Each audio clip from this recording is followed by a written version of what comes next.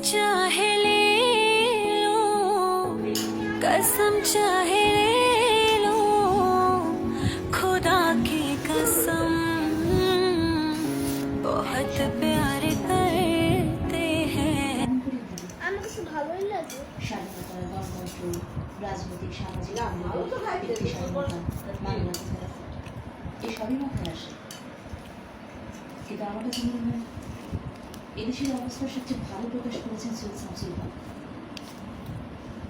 আবার বাংলার বুঝি করেছেন যখন শকুন নেমে আসে এই সোনার বাংলায়, নুরাউদ্দিনের কথা মনে পড়ে যায়। আমি তার আসলে আপুটু খেত সেভাবে প্রকাশ করতে পারি না। সাথে আপুটু খাইতো।